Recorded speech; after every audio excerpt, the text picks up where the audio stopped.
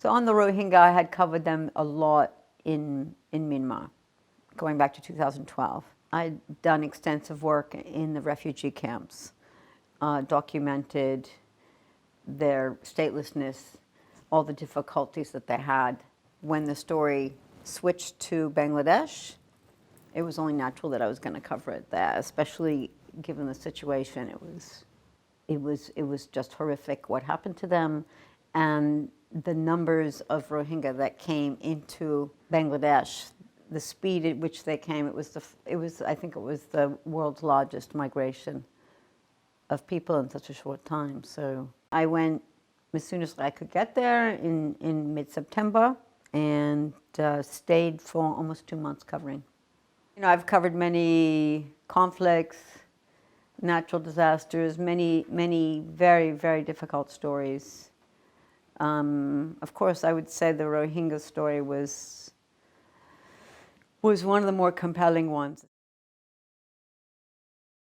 For the past 35 years, over 35 years, I've been a photojournalist.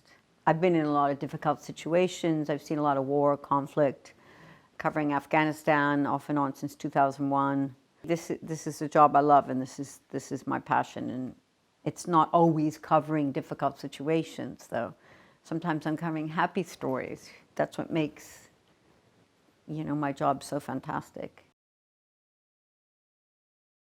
So for me, the public prize was really something very special. I had never won an award like that before, where the public gets to vote, and especially in Bayeux, you know, this beautiful town, you know, so peaceful, and every year the crowds come to see some of the most difficult stories and some of the most compelling stories that have been covered throughout the year. I'm really grateful that the Bayeux public have an interest in these stories.